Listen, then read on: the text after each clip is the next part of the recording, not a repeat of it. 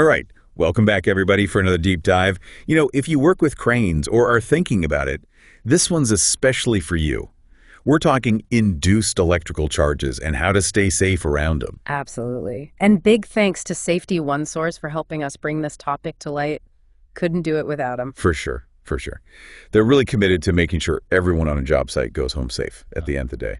And that's what we're all about here too. You got it. So, induced electrical charges, what are we even talking about here? Right. Like, I get that electricity is dangerous. You don't got to tell me twice. But what's this induced stuff all about? Well, think about it this way. You see those big power lines running across a job site. Oh, yeah. Can't miss them. Right. And everyone knows to stay far, far away from those. But here's the thing. It's not just about direct contact. Okay, now you've got my attention. Those power lines, they're buzzing with electrical energy. And that energy, it creates a kind of invisible force field around it, an electromagnetic field, to be precise. So even if you're not touching the power line, you're still in this force field. Exactly. And this field, it can actually influence the electrons inside things like the metal boom of your crane. Wait, so the crane itself can become electrified even without touching the power Oh line? my God. This is what we call induced charge. It's a buildup of electrical energy in an object caused by that nearby electromagnetic field. That's kind of freaky. So how does this even happen? I mean, how does a force field make metal electrify? Think of it like this. The electromagnetic field is like an invisible hand pushing the electrons inside the crane's metal around.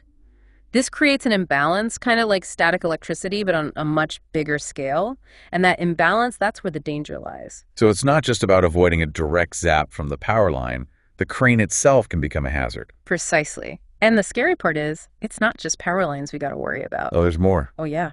Radio frequencies, radar installations, even those microwave transmitters you see sometimes, they all emit electromagnetic energy, which can induce these charges. So basically, any job site could have all these invisible electrical hazards floating around. That's a lot to keep track of. It is. But awareness is key. And luckily, there are experts who can help us navigate this stuff. We call them qualified persons. Qualified persons. So not just like Bob who's good with a wrench. Not quite. These folks have specific training and expertise in dealing with electrical hazards, especially this induced charge business.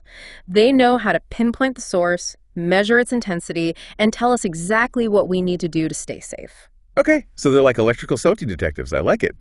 But what if you're on a job site and you suspect something's up, but you don't have a qualified person on hand right away?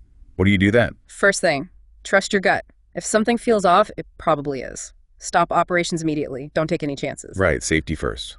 Always. Absolutely. Then, while you're waiting for that qualified person to arrive, think distance. The farther you can get from the potential source of the electromagnetic energy, the better. So if my radio's acting up or my instruments are going haywire, back the crane away from whatever you think might be causing it. Exactly. And whatever you do, don't touch any equipment that you think might have an induced charge. Let the experts handle that. Makes sense. Yeah. So once the qualified person gets there, what do they actually do? They'll do a full inspection of the whole scene, the crane, the load, the rigging, everything. They've got special tools to actually measure those electromagnetic fields, like they can literally see the invisible. That's pretty wild. So they find the source, and then what? Then they tell us how to fix it. It might involve grounding the equipment, setting up a bigger safety zone, or even temporarily shutting down some of those transmitters. Sometimes it's about adjusting the crane's path to avoid the high-risk areas. So each situation's unique, and the solution's got to be tailored to match. Exactly. No one-size-fits-all answer here. And that's why having those qualified persons on speed dial is so crucial. Couldn't agree more. But it's not just on the operators, right? Yeah. I mean, everyone on the job site needs to be aware of this stuff. Absolutely. Safety is a team effort. Even if you're not running the crane, you could be the one who spots something that doesn't look right. If you see something, say something. Love it. Gotta look out for each other. Well, huge thanks to Safety OneSource for partnering with us on this deep dive. I know I learned a lot. Me too. It's amazing how much invisible danger is lurking out there. Seriously. So, to everyone listening, think about this. How can you start a conversation about induced electrical charges on your job site? Knowledge is power, and it can literally save lives. Until next time, stay curious, and most importantly, stay safe.